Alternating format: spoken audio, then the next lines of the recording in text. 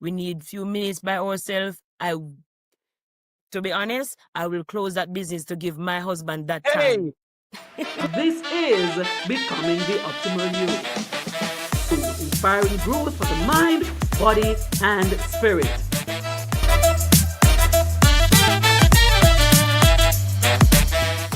Welcome inside Becoming the Optimal You podcast. I'm your life coach and host, Minister Renae. I'm an author, minister of religion, and I'm here to share with you. Now listen, it's all about heroes for the month of October. And inside Becoming the Optimal You, we have real conversations, testimonies, and stories that inspire growth of the mind, the body, and the spirit. This conversation that we'll be having today, it's no different. We're going to be having a wonderful time as we speak to a young professional, and we want to know who their hero is.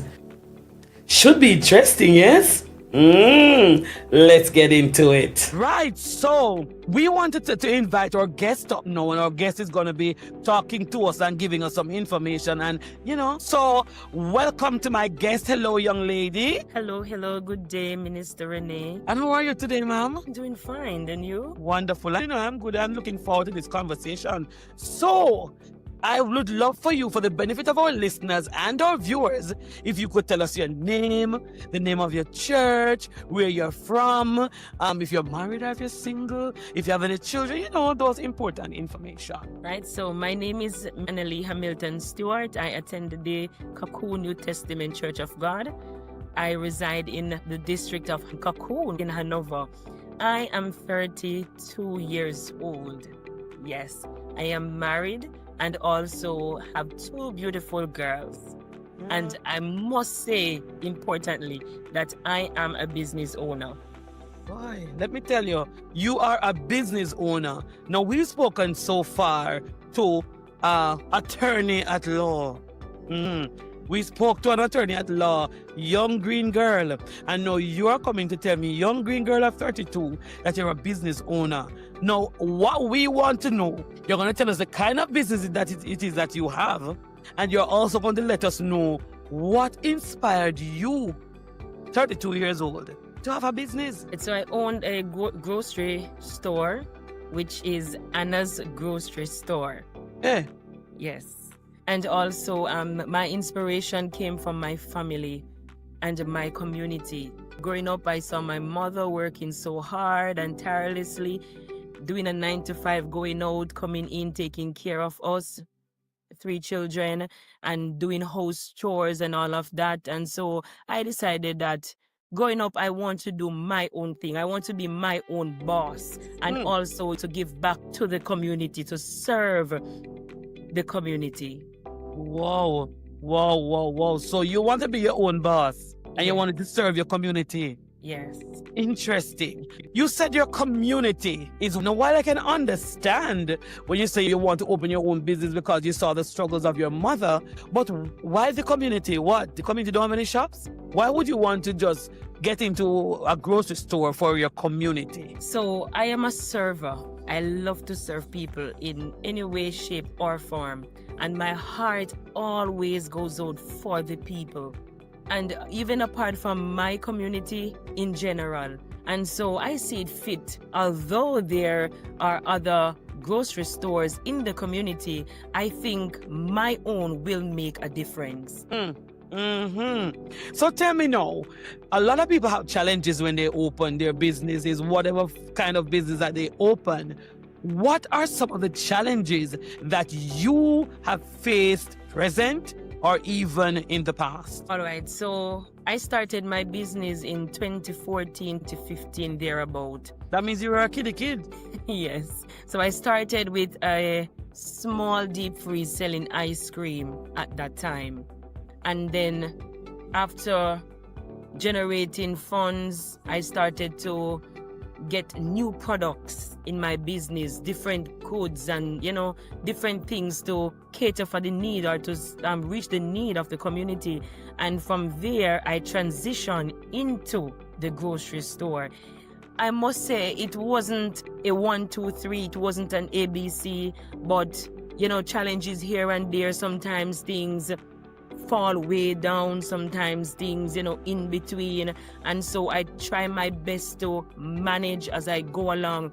Sometimes doing other stuff along with the business, focusing on other things. Sometimes the business kind of drop a little bit low, so that challenge sometimes step in. But as I said before, I try my best how to manage, get back up, and try to push along.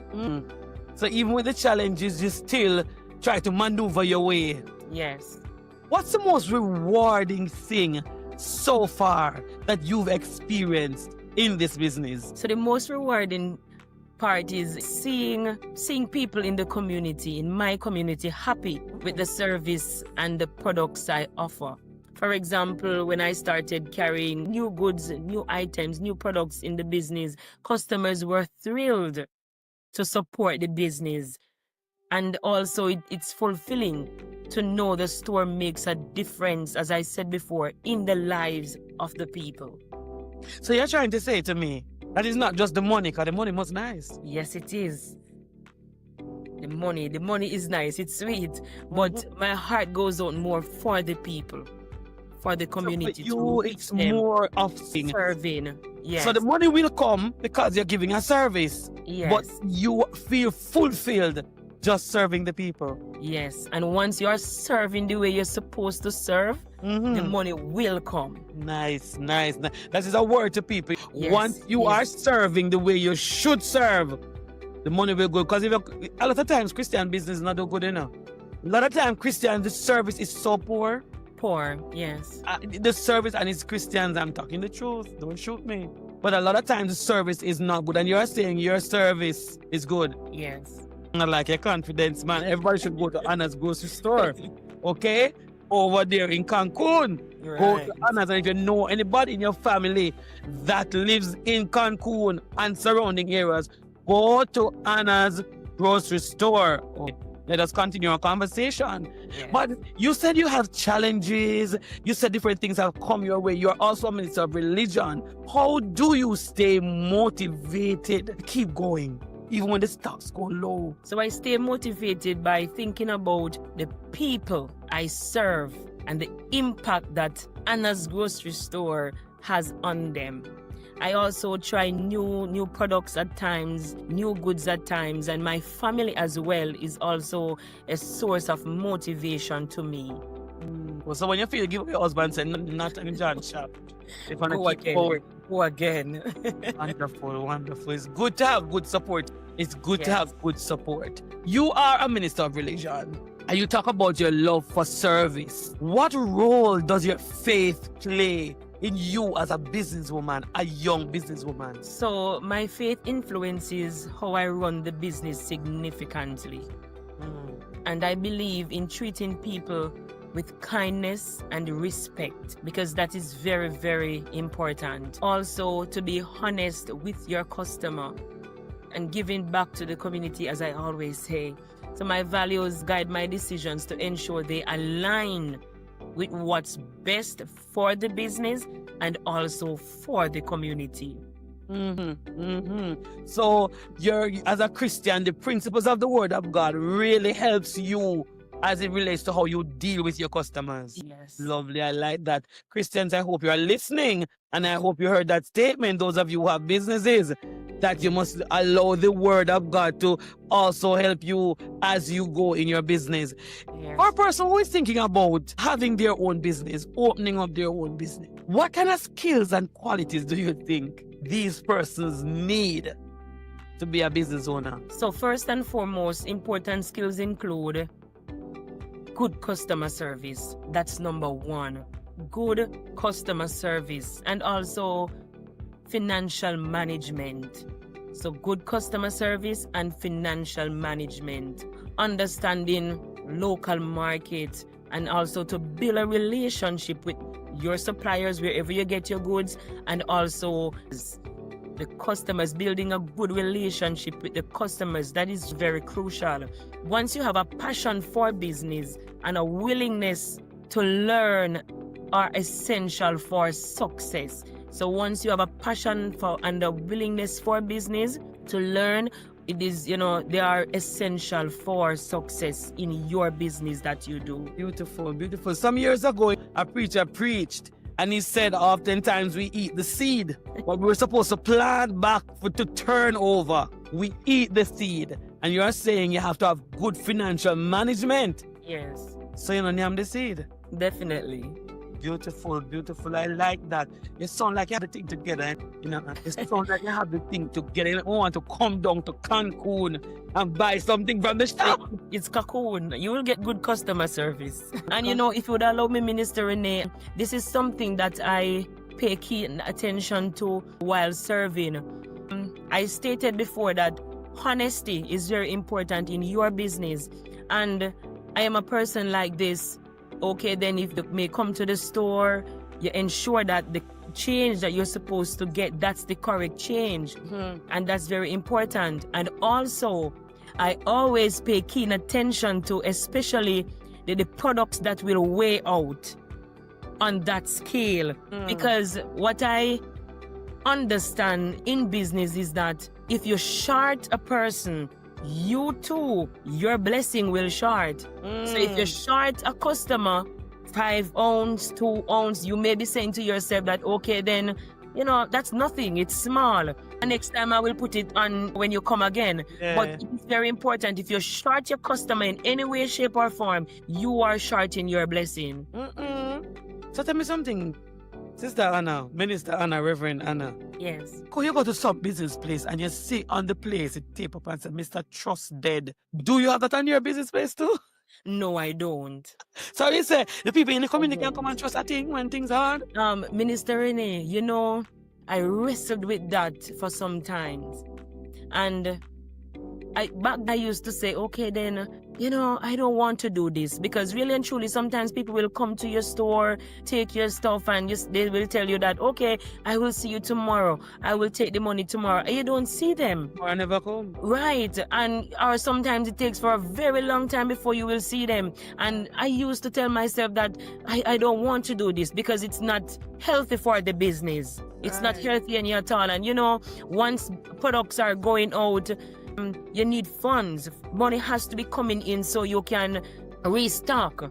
You can get more goods and products into your business. And if there's no money, there will be no goods. There will be no products. And so you have to be very lenient on that. Right. And then I sat down and I said that if I am a server and I really and truly want to serve the people in my community, I don't want to say this will happen or have to happen, but if I'm going to really reach the need of people, I think that this have to interject a little bit sometimes. Yes. Because I am reaching the need. And it's not all the time. People will have the funds and just think about them. They have to go home. They have to bring something to their family to take care of their children. And if I am rejecting them where the products are concerned by not giving them because they don't have the funds or the money to pay for it right now, right there, I don't want to say sabotage, but I am not helping. Yes. I am not reaching the needs. But that's a little grace. Right. Yeah, but you have to be careful while you give grace. Use wisdom while doing so. Yes, I like that. But you said earlier that you are married and that you have 2 beautiful girls. Now, I want you to tell me something. How do you balance your grocery store, your ministry, as you're a minister of religion? Yes. Your wife duties and your mommy duties. How do you balance? All right, so balancing ministry, family, business. I don't want to say that it is easy. It is not. But I try to set boundaries. So I make time for my family. I make time for business and ministry as well. I also delegate, different tasks in my household at times where my family is concerned.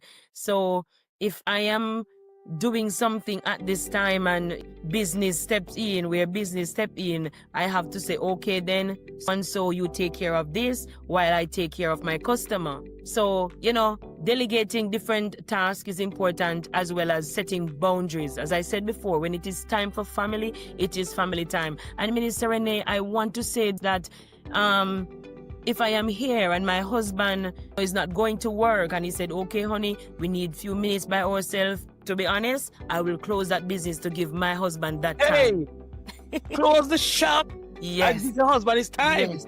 I like the sound of that. You don't say, dear, hold on, because we need the money. You have to just chill because we need the funds. You're not going to say that. We need the money, yes, but at the same time, my husband need is very important than that money. You hear, Yes. people? Our husband need is more important than the money. So some of you were telling your husband that he must wait in line. Listen to the pastor. We keep saying pastor, it's prophecy. You listen to the minister of religion and the shop owner. Okay. I like that. So and I like the word you use. You say you make time. Time, yes. So it's not like the time just appear. You intentionally put in the effort to make the time. Yes. At 32 years old, running a shop and being a minister and being a wife and a mother. Yes, everything in one. So you juggle well, man. Wonderful. By the grace of the Lord. By the grace. Amen. Now, I want to ask you, looking back over your life, looking back at where Annalie is coming from, and you think and you said, and you say to yourself, if I should identify someone who I can say really inspired me, and if I was to give hero status to anyone, I would give hero status to this person. Who would that? So as I said earlier, as I mentioned earlier, that my mom really inspired me in my earlier life to motivate me to push and do all of this. I want to say my husband indeed is my biggest hero.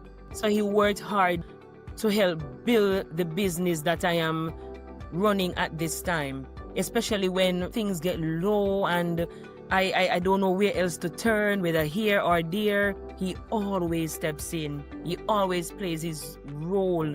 He ensures that things are well taken care of.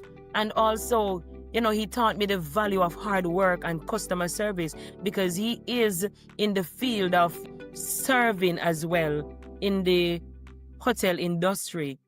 So every day he will go and he will serve. So where the values of hard work and customer service is related, my husband is the biggest hero. Perseveres despite of challenges. Yes, he taught me all of that. Beautiful. I like that. So your husband is the man that you say you're the top boss, Yes, apart man, from he God. is the king. You hear that, Ozzy?